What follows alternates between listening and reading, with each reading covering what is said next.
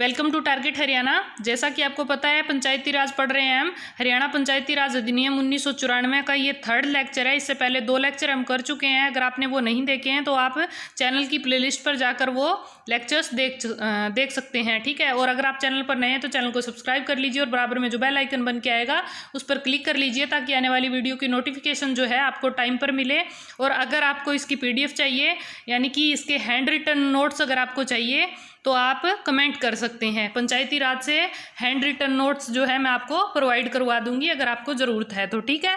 और जैसा हम पिछले लेक्चर्स में पढ़ चुके हैं, 22 अप्रैल 1994 को हरियाणा में पंचायती राज जो है लागू किया गया था।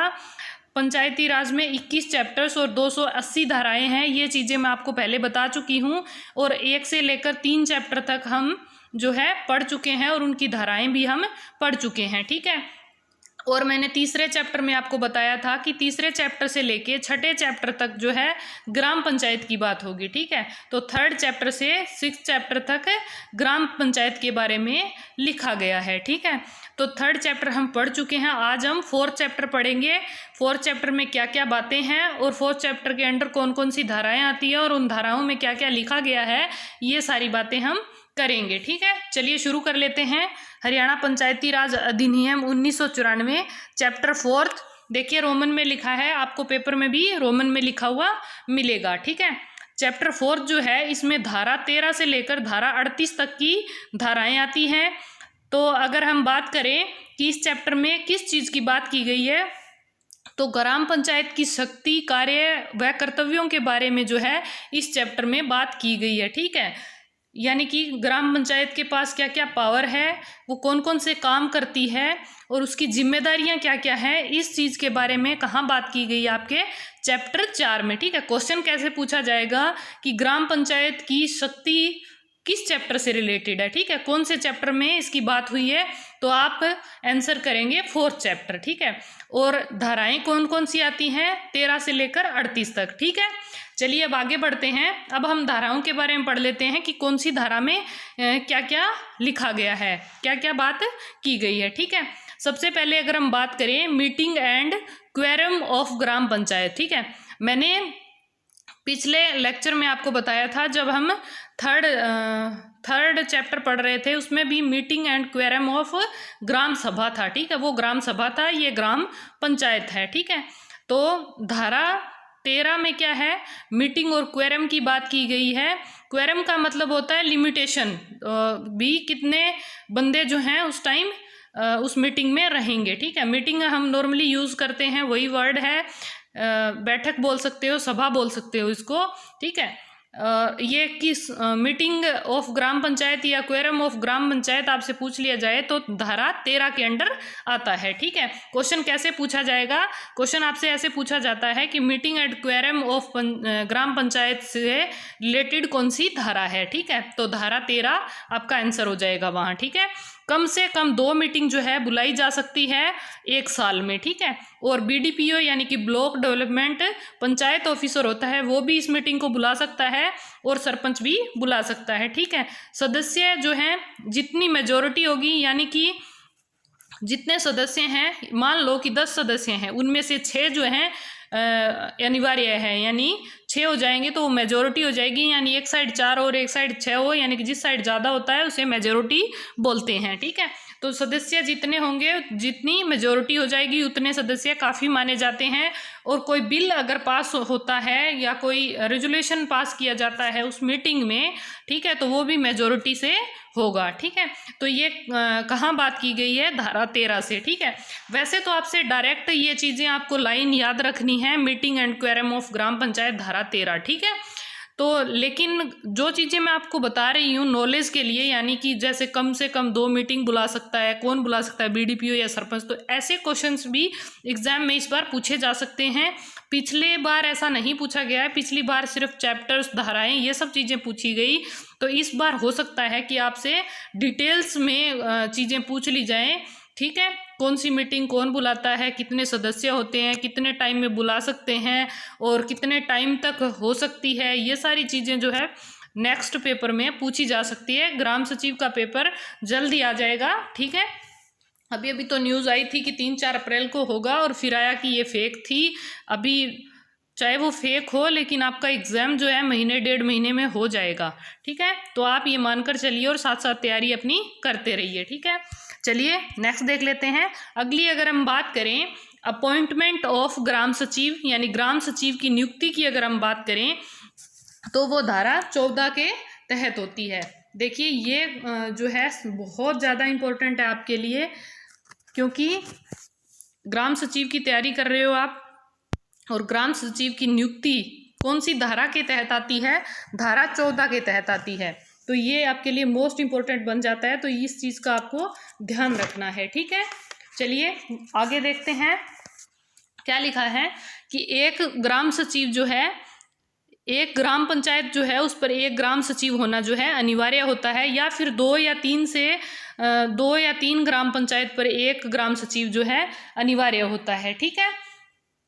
तो धारा 14 आपकी किससे रिलेटेड है, ग्राम सचिव से रिलेटेड है। और इसमें क्या लिखा गया है कि एक ग्राम पंचायत यानी कि एक गांव की जो पंचायत होती है उस पर एक ग्राम सचिव जो है जरूर होना चाहिए, ठीक है। और अगर ऐसा नहीं हो सकता कि एक ग्राम पंचायत पर एक ग्राम सचिव हो, तो कम से कम जो है 2 या 3 ग्राम पंचायत जो है उन पर एक ग्राम सचिव जरूर होना चाहिए, ठीक है। नेक्स्ट देखते हैं। अगर आपको वीडियो अच्छी लग रही है और लेक्चर समझ आ रहा है तो आप मुझे कमेंट करके ज़रूर बताएं और वीडियो को लाइक ज़रूर करें, ठीक है।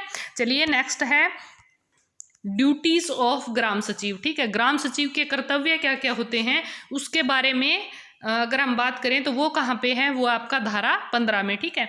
ग्राम सचिव के कर्तव्य कौन सी धारा के अंडर आते हैं, क्वेश्चन ऐसे पूछ लिया जाएगा तो धारा 15, ठीक है। धारा 15 में किस चीज़ की बात की गई है, तो ग्राम सचिव के कर्तव्य की। तो इस तरह से क्वेश्चन आपसे पूछे जा सकते हैं, ठीक है। तो ग्राम सचिव का काम जो है वो क्या होता है मैं आपको बता देती हूँ। जब भी कोई सरपंच द्वारा मीटिंग बुलाई जाती है तो उस मीटिंग में जो भी कार्य निश्चित किए जाते हैं, कुछ पारित किया जाता है या कोई रेजोल्यूशन हो रहा है या फिर कुछ और गाँव के भलाई के लिए कोई कार्य हो रहा है, ठीक है। तो उसका रिकॉर्ड जो रखना है ना वो ग्राम सचिव का काम होता है, ठीक है। और जब पूरी वो सभा जो है समाप्त हो जाती है यानी मीटिंग कंप्लीट होने के बाद क्या होता है, जो दस्तावेज होते हैं, जो कागजात होते हैं उन पे जो है ग्राम सचिव के सिग्नेचर होते हैं। तो ये ग्राम सचिव का काम होता है सारी चीज़ों का रिकॉर्ड रखना, और जो भी संपत्ति है या जो भी कार्य हो रहे हैं उनका रिकॉर्ड रखना किसका काम होता है, ग्राम सचिव का, ठीक है। और ये ग्राम सचिव के कार्यों की बात और ड्यूटीज़ की बात कहाँ की गई है, धारा 15 में, और चैप्टर कौन सा है, 4th है, ठीक है। तो ये ध्यान रखना है आपको। आगे नेक्स्ट बढ़ें तो employment of other servant on the place of gram sachiv, ठीक है। इंग्लिश और हिंदी दोनों में इसलिए लिखा गया है क्योंकि क्वेश्चंस ज़्यादा इंग्लिश में पूछे जाएंगे, ठीक है। इंग्लिश लैंग्वेज जो है ज़्यादा लिखी मिलेगी आपको, हिंदी में कम वर्ड्स यूज़ किए जाते हैं, ठीक है। तो employment of other servant on the place of gram sachiv, यानी कि इसका मतलब है कि ग्राम सचिव के स्थान पर किसी और सर्वेंट को रख लेना, ठीक है। ग्राम सचिव का काम जो है संभालने के लिए ग्राम सचिव की नियुक्ति हो जाए तो अगर कोई नियुक्ति हो जाए तो ग्राम सचिव अगर है ग्राम पंचायत पे तो अच्छी बात है, ठीक है। लेकिन उसकी जगह पर किसी और सर्वेंट को भी रखा जा सकता है, ऐसा कहाँ लिखा है, धारा 16 में, ठीक है। तो फिर वो जिसको रखा जाएगा वो इंसान जो है उसका कार्यभार संभालेगा, ठीक है। तो ये धारा 16 में रखा गया है। इसके बाद अगर हम बात करें modification and cancellation of resolution, जैसे कोई मीटिंग हो रही है, उस मीटिंग में क्या होता है, कुछ डिसाइड कर लिया, ठीक है, सरपंच पंच और सबने मिलकर कुछ डिसाइड कर लिया, कोई कार्य करने का डिसाइड कर लिया, लेकिन बाद में उन्हें ऐसा रियलाइज़ हो कि हमने जो ये किया है इसमें थोड़ा सुधार होना चाहिए या फिर इसे जो है रद्द कर दिया जाना चाहिए, ये सही नहीं है। तो ऐसा कहाँ पे है, धारा 17 के तहत जो है उसमें सुधार या उसे रद्द किया जा सकता है, ऐसा धारा 17 में लिखा गया है, ठीक है। आपको मेरी बात समझ आ गई होगी, बहुत आसान तरीके से मैं आपको सारी चीज़ें बता रही हूँ, और ये सारी चीज़ें डिटेल में आपको लिखी हुई हैंड रिटन चाहिए तो वो आप मुझे कमेंट करके बता सकते हैं, ठीक है। नेक्स्ट अगली बात करें तो custody of gram panchayat records and liabilities to hand them over, ठीक है। ग्राम पंचायत के रिकॉर्ड या संपत्ति की जिम्मेदारी को सौंपना, ठीक है। जैसे कि ग्राम पंचायत का जो ग्राम पंचायत के जो भी चीज़ें लिखी होती हैं उसकी कस्टडी जो है किसके पास होती है, सरपंच के पास होती है, ठीक है। लेकिन जब इलेक्शन टाइम आता है तो सरपंच उस टाइम हट जाता है क्योंकि चुनाव होने होते हैं और जो है नया चुनकर आएगा बाद में उसके पास वो कस्टडी जानी होती है। लेकिन जब वो हट जाता है और चुनाव नहीं होने तक का जो बीच का जो समय होता है ना, उसमें जो है ग्राम पंचायत जितना भी रिकॉर्ड या जितनी भी उसकी संपत्ति या जिम्मेदारियां जो भी होती है वो क्या करता है, वो जो है कोई या तो किसी पंच को या फिर कोई social education and panchayat officer होता है उसको, या फिर बीडीओ जो है उसको, ठीक है। इनमें से किसी को भी वो सारी चीज़ें जो है अपनी जिम्मेदारी और रिकॉर्ड्स जो है सौंप सकता है, ठीक है। और अगर ऐसा पंचायत नहीं करती है यानी सरपंच जो है रिकॉर्ड्स नहीं सौंपता है तो क्या किया जाता है, जो बीडीओ होता है, बीडीपीओ आपने सुना होगा, तो वो क्या करता है मजिस्ट्रेट को रिपोर्ट करेगा, ठीक है, कि रिकॉर्ड्स जो हैं हमारे पास नहीं सबमिट हुए हैं। तो मजिस्ट्रेट क्या करेगा, वो एक वारंट निकालेगा, ठीक है। वारंट निकालेगा किसके खिलाफ, सरपंच के खिलाफ, ठीक है। तो 6 महीने की सजा या फाइन जो है वो लगा सकता है मजिस्ट्रेट सरपंच को, क्योंकि उसने वो रिकॉर्ड्स जो है सबमिट नहीं करवाए, ठीक है। लेकिन ये दोनों में से एक चीज़ भी हो सकती है और दोनों भी हो सकती है, यानी कि 6 महीने की सज़ा भी हो सकती है और फाइन भी लगाया जा सकता है। और जो वारंट निकालेगा तो जो एसआई होता है, एसआई से नीचे की पोस्ट पर कोई बंदा होगा तो उसको वो जो है केस नहीं सौंपा जाता है, या तो एसआई हो या फिर उससे ऊपर कोई पोस्ट पर है तो उसे ये केस जो है सौंपा जाता है, उस सरपंच पर जो केस डाला गया है, ठीक है। उस पर सरपंच पर कार्रवाई करने के लिए एसआई से ऊपर की पोस्ट पर जो होगा उसे मजिस्ट्रेट जो है वो वारंट देके उस पर कार्रवाई करने के लिए भेजेगा, ठीक है। तो इतनी बातें आपको इस चीज़ से याद रखनी है। नेक्स्ट हम बढ़ते हैं सरपंच के कार्य, शक्ति और कर्तव्य, ठीक है। तो सरपंच के कार्यों, शक्ति और कर्तव्य की बात कहाँ की गई है, धारा 19 में की गई है। तो सरपंच के काम या कार्य क्या होते हैं, जो भी गांव से रिलेटेड है, गांव में कुछ भी नया बनवाना है या कोई पानी की समस्या हो गई उसको ठीक करवाना, या फिर जो गांव में पशुओं का हॉस्पिटल है या फिर मनुष्यों का हॉस्पिटल भी है तो उनमें कोई फैसिलिटीज़ उपलब्ध कराना, स्कूल में स्कूल का ध्यान रखना, स्कूल में इक्विपमेंट्स या फिर जो भी ज़रूरत की चीज़ें हैं नहीं है उसका ध्यान रखना, उपलब्ध करवाना। तो गांव की जितनी भी जिम्मेदारी होती है सारी किसकी होती है, सरपंच की होती है। और सारे काम जो है कौन संभालता है, सरपंच संभालता है, ठीक है। तो ये कहाँ लिखा गया है, धारा 19 में लिखा गया है। इसके बाद अगर हम बात करें तो ग्राम पंचायत के कार्यों की रिपोर्ट धारा 20 में, ठीक है। तो ग्राम पंचायत के कार्यों की रिपोर्ट जो है, जो भी ग्राम पंचायत ने काम किया हो या फिर जो पिछले साल काम किया हो या आगे करने वाली हो, वो सारे रिकॉर्ड जो है रखती है ग्राम पंचायत और वो पंचायत समिति को जो है सौंपी जाती है, ठीक है। उसे बोलते हैं report of work of gram panchayat, ठीक है। तो आपको इस तरह भी लिखा हुआ मिल सकता है, report of work of gram panchayat की बात कहाँ की गई है, तो ये की गई है धारा 20 में, ठीक है। इसके बाद हम आगे बढ़ते हैं, ग्राम पंचायत के कार्य क्या हैं। तो ग्राम पंचायत के कार्यों की बात कहाँ की गई है, ये की गई है आपकी धारा 21 में, ठीक है। ग्राम पंचायत के कार्य क्या क्या होते हैं, जो काम हो रहा है गांव में, जो भी काम हो रहा है उसका विवरण लेना, कृषि को बढ़ावा देना, अवैध जो कब्जे होते हैं उन पर कार्रवाई करना, बंजर भूमि का विकास करना, चरागाह के लिए भूमि की व्यवस्था करना, पशुपालन को बढ़ावा देना, खादी को बढ़ावा देना, मुर्गी पालन को बढ़ावा देना, ग्रामीण आवास जो है वो बनवाना, तालाब बनवाना, ये सारी चीज़ें किसके अंडर आती है, ग्राम पंचायत में जो काम होते हैं इस तरह के काम जो हैं किए जाते हैं, ठीक है। और धारा 21 में इसकी बात की गई है। तो ये धारा भी आपसे पूछी जा सकती है और इसके कार्य जो मैंने आपको बताए ये भी पूछे जा सकते हैं, ठीक है।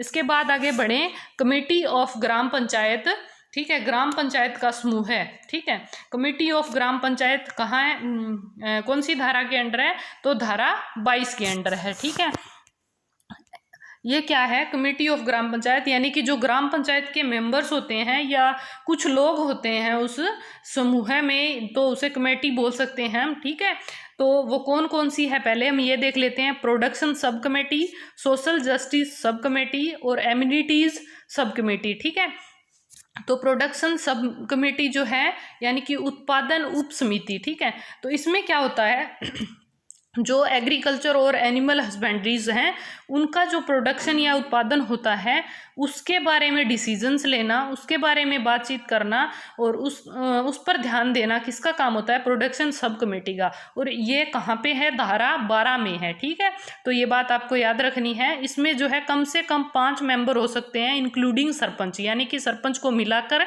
कम से कम 5 मेंबर जो है प्रोडक्शन सब कमेटी में हो सकते हैं। इसके बाद आपकी सोशल जस्टिस सब कमेटी। ठीक है, इसका मतलब है सामाजिक न्याय उप समिति। ठीक है, तो ये इसमें क्या होता है, शेड्यूल कास्ट या महिलाओं के लिए जो है बना होता है ये। और इसमें जो मेंबर होते हैं वो भी 5 होते हैं और ज़्यादा जो है कम से कम 5 होते हैं और ज़्यादा कितने भी हो सकते हैं, लेकिन इसमें एक महिला और एक शेड्यूल कास्ट यानी SC जो है होना ज़रूरी है। ज़्यादा भी हो सकते हैं लेकिन एक महिला और एक SC होना ज़रूरी है। ठीक है, और इसमें एक होता है एक्स ऑफिस चेयरमैन। ठीक है, वो कौन होता है, ग्राम पंचायत जो है मेजोरिटी के साथ एक पंच को बनाती है, पंच चुनती है, उसे एक्स ऑफिस चेयरमैन कहा जाता है। ठीक है, तो इतनी चीजें आपको इससे याद रखनी है। ये कमेटीज कहाँ पे है, धारा 22 में है। इसके बाद है आपकी एक और है थर्ड, एमिनिटीज सब कमेटी। ठीक है, सुविधाएं उप समिति। इसमें क्या होता है, जो गांव में सुविधाएं दी जाती है ना उनकी बात की गई है, जैसे कि आपका हो गया शिक्षा, स्वास्थ्य, रोजगार। ठीक है, तो ये सारी चीज़ों की बात कहाँ है, एमिनिटीज सब कमेटी में। और ये सारी कमेटीज कहाँ पे है, धारा 22 में। ठीक है, तो आपको ये सारी चीज़ें समझ आ गई होगी और इसमें भी कम से कम 5 मेंबर होने चाहिए। ठीक है, चलिए अब आगे बढ़ जाते हैं। नेक्स्ट है आपका फंक्शंस ऑफ पंचायत समिति विच में बी डेलीगेटेड टू ग्राम पंचायत। पंचायत समिति के वो कार्य जो वो ग्राम पंचायत को दे सकती है। ठीक है, तो इसमें वो बात की गई है, जो पंचायत समिति होती है वो कुछ कार्य ऐसे होते हैं जो अपने ग्राम पंचायत को भी सौंप सकती है कि वो इन कार्यों को करवाए। ठीक है, तो ये बात कहाँ की गई है, ये धारा 23 में की गई है। ठीक है, आपको समझ आ गया होगा। नेक्स्ट अगर हम बढ़ें तो power to require encroachment and nuisance. ठीक है, इसका मतलब है कि अतिक्रमण और बाधा को रोकने की शक्ति होती है पंचायत के पास। ये कहाँ लिखा गया है, धारा 24 में। देखिए इसका मतलब क्या है कि कई बार कोई सड़क बन रही है, ठीक है, तो उसकी किसी ने बीच में ही खुदाई कर दी, गांव में किसी की कोई अपनी टूटी लगा रहा है या उस वजह से वो खुदाई करके अपनी पाइप लगाते हैं नीचे और वो सड़क नहीं बन रही है, उसमें बाधा उत्पन्न कर दी। ठीक है, तो उसमें बाधा उत्पन्न की गई है, तो उससे रोकने का जो है पावर होता है किसके पास, सरपंच के पास। वो उस पर जुर्माना भी लगा सकता है, 500 रुपये से लेकर वो कितना भी लगा सकता है। ठीक है, और जो वो जितना नुकसान होता है, जैसे सड़क को उसने खोदा तो वो दोबारा बनाने के लिए जितना खर्चा आएगा वो भी उसे ही देना पड़ेगा जिसने वो खुदाई की है। ठीक है, तो ये सब चीज़ों को रोकने की शक्ति किसके पास है, सरपंच के पास। ठीक है, ग्राम पंचायत के पास। और ये कहाँ लिखा गया है, धारा 24 में लिखा गया है। इसके बाद अगर हम बात करें power to make the general orders by gram panchayat.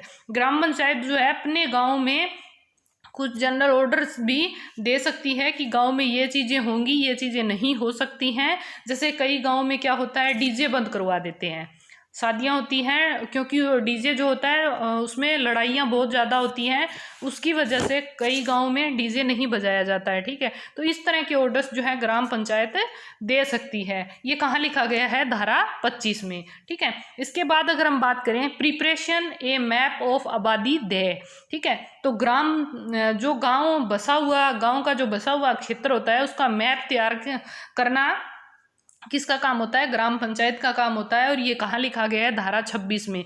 ग्राम के बसे हुए क्षेत्र का मैप तैयार करना, इस बात का जिक्र धारा 26 में हुआ है और ये चैप्टर 4 की बात हो रही है। ठीक है, इसके बाद अगर हम बात करें penalty for disobedience of the general order. ठीक है, धारा 27 के अंडर आता है ये, यानी कि कोई रूल्स या रेगुलेशन में सही नहीं हो रहे हैं या फिर कोई ऑर्डर दिया है वो सही नहीं चल रहा है, तो उसका ध्यान रखती है ग्राम पंचायत, और अगर वो सही नहीं हो रही तो उस पर पेनल्टी लगाई जा सकती है। ठीक है, तो क्या है, ये धारा 27 में बात की गई है। इसके बाद होता है डीसी के पास अपील का अधिकार। ठीक है, तो डीसी के पास अपील कर सकते हैं अगर कोई दिक्कत आ रही है तो ये कहाँ लिखा गया है, धारा 28 में। ठीक है, उसके बाद है पावर। ये मैं आपको फास्ट इसलिए बता रही हूँ लास्ट की चीज़ें, क्योंकि सबसे ज़्यादा इम्पोर्टेंट स्टार्टिंग की जो मैंने आपको 22 धाराओं तक करवाया है, सबसे ज़्यादा इम्पोर्टेंट वो है।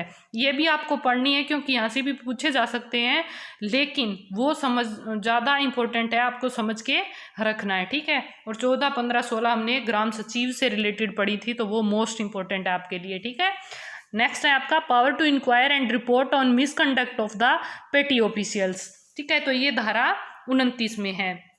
इसके बाद power to contract with the government to collect taxes and other dues. ठीक है, जो ग्राम पंचायत होती है उसके जो है कॉन्ट्रैक्ट होते हैं गवर्नमेंट के साथ। ठीक है, जो टैक्सेस कलेक्ट करती है वो सरकार को भी उसका हिस्सा जो है पे करना पड़ता है।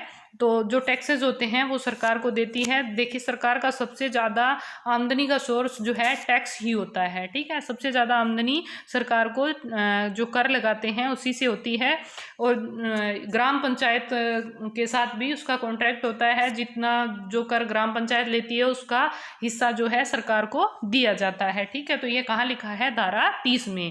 फिर आता है पावर फॉर द प्रोहिबिशन। ठीक है, यानी कि किसी चीज़ पे प्रतिबंध लगा देना। ठीक है, किसी चीज़ पर प्रतिबंध लगा देना, जैसे कि नशीले पदार्थों पर प्रतिबंध लगा दिया जाता है कि गांव में जो है शराब के ठेके खोले जाते हैं वो नहीं खोले जा सकते हैं। इस तरह की चीज़ें कहाँ पे है, तो ये धारा 31 में इस तरह की चीज़ें जो है लिखी गई हैं। तो धारा 31 क्या है, प्रतिबंध से रिलेटेड है। इसके बाद एंट्री एंड इंस्पेक्शन की बात करें तो ये है आपकी धारा 32 में। इसके बाद फेयर्स एंड मार्केट्स, यानी कि जो गांव में मेले लगते हैं या फिर कोई ट्रेड लग रहा है। ठीक है, तो ये सारी चीज़ें, इन सारी चीज़ों के बारे में, कोई बाजार लग रहा है तो ये धारा 33 में बात की गई है। ठीक है, और ये जो है ये जो भी ग्राम पंचायत लगाएगी तो उसका जितना भी टैक्स होता है वो उसे पे करना पड़ेगा, और पंचायत समिति से उसे अप्रूवल भी लेना पड़ेगा कि वो गांव में लगा सकती है कि नहीं लगा सकती, जो ट्रेड या मेला जो भी वो लगाना चाहते हैं। ठीक है, तो इसकी बात कहाँ की गई है, धारा 13 में की गई है। इसके बाद अगर हम आगे बढ़ें, power over the waterways etcetera. ठीक है, तो वाटरवेज एक्सेट्रा का मतलब है, इसका मतलब है कि जो भी पानी की ज़रूरतें हैं, पानी की ज़रूरतों पर ध्यान देना। ठीक है, तो उसको अगर कोई कमी है तो उसे पूरा करवाना, ये सारी चीज़ें कहाँ पे है, ये धारा 34 में है। ठीक है, तो पावर ओवर द वाटरवेज आपको डायरेक्ट लिखा मिलेगा, तो ये कहाँ पे है, धारा 34 में है। Power regarding numbering of streets and numbering of buildings. ठीक है, तो ये शक्ति भी ग्राम पंचायत के पास होती है। तो ग्राम पंचायत इसमें क्या लिखा है, आपने देखा होगा कि बहुत सारे ऐसे मतलब गली का नंबर होता है और बहुत सारे जैसे घर होते हैं गांव के, तो आपने देखा, गांव के हो या शहर के हो, ये हर जगह होता है, लेकिन हम ग्राम पंचायत के बारे में पढ़ रहे हैं तो हम यहाँ पर गांव की ही बात करेंगे। तो गांव में जितने भी घर होते हैं सब पर जो है नंबर लिखे होते हैं घरों के। ठीक है, तो वो नंबरिंग कौन करवा सकता है, ग्राम पंचायत करवा सकती है, और ये कहाँ लिखा गया है, धारा 35 में। तो ठीक है, नंबरिंग ऑफ स्ट्रीट्स यानी कि गलियों के नंबर, यानी कि 1 नंबर गली, 2 नंबर गली ऐसे होता है ना, तो ठीक है, ऐसे ही घरों के भी नंबर होते हैं, जितनी बिल्डिंग्स होती हैं उनके नंबर होते हैं। तो ये धारा 35 के अंदर लिखा गया है। ठीक है, तो नंबरिंग से रिलेटेड कौन सी धारा है, 35, चैप्टर 4 में। Power to take over management of the institution. ठीक है, power to take over management of the institution, जैसे कि कोई कोई भी इंस्टीट्यूट बना हुआ है, ठीक है, तो उसको है ना अपने अंडर ले सकती है ग्राम पंचायत, ठीक है। तो उस पर खर्चा खुद करवाएगी और जो भी उसकी आमदनी होगी वो भी खुद लेगी, ठीक है। तो ये उसके पास पावर होती है कि वो कोई भी इंस्टीट्यूट को मैनेज कर सकती है, अपने अंडर ले सकती है। ये कहाँ लिखा गया है? धारा 36 में लिखा गया है, ठीक है। इसके बाद है help in maintenance improvement of school, hospitals और डिस्पेंसरीज, ठीक है। तो ग्राम पंचायत जो है जितनी भी स्कूल्स हैं, मैंने पहले भी बताया कि उनका देखभाल करना ये सब ग्राम पंचायत के कार्य होते हैं। तो हॉस्पिटल और डिस्पेंसरीज वगैरह गांव में है कि नहीं है तो बनवाना, ठीक है, उनमें किस चीज़ की कमी है उसे पूरा करवाना। तो ये सारी चीज़ें कहाँ हैं? धारा 37 में लिखा गया है। इसके बाद अगर हम बात करें establishment of primary school, hospital और डिस्पेंसरीज, अभी मैंने आपको बताया धारा 37 में क्या है, वो हेल्प कर सकती है, और धारा 38 में क्या दिया गया है, वो नया बनवा सकती है, ठीक है, नया बनवा सकती है। अगर नए स्कूल, नए हॉस्पिटल, नई डिस्पेंसरीज बनवाई जाए तो धारा 38, और अगर उसमें हेल्प की जा रही है यानी उसमें सुधार किया जा रहा है, उसमें कोई चीज़ें उपलब्ध करवाई जा रही हैं, तो धारा 37 आपको याद रखनी है, ठीक है। तो ये था हमारा 4th चैप्टर। हमने 13 से लेके 38 तक सारी धाराएं इसमें कवर कर ली है। नेक्स्ट हम 5th चैप्टर में आगे की धाराएं पढ़ेंगे। तो अगर आपको वीडियो अच्छी लगी तो आप लाइक ज़रूर कीजिएगा और कमेंट करके ज़रूर बताएं। अगर आपको हैंड रिटन नोट चाहिए तो वो भी आप कमेंट करके ज़रूर बताएं, ठीक है। और चैनल को अगर आपने अभी तक सब्सक्राइब नहीं किया तो चैनल को सब्सक्राइब कर लीजिए और बराबर में जो बेल आइकन बन के आएगा उस पर क्लिक कर लीजिए, ताकि आने वाली वीडियो की नोटिफिकेशन जो है आपको टाइम पर मिले। और आप हमें इंस्टाग्राम पर भी फॉलो कर सकते हैं, टारगेट हरियाणा 1 अगर सर्च करेंगे तो इंस्टाग्राम आ जाएगा, ठीक है। कोई भी क्वेरी हो आप कमेंट में लिख सकते हो, आपको रिप्लाई ज़रूर मिलेगा। मिलते हैं नेक्स्ट लेक्चर में, तब तक के लिए ख्याल रखिएगा अपना, खुश रहिए और अपनों को भी खुश रखिए। मिलते हैं नेक्स्ट वीडियो में, तब तक के लिए बाय बाय।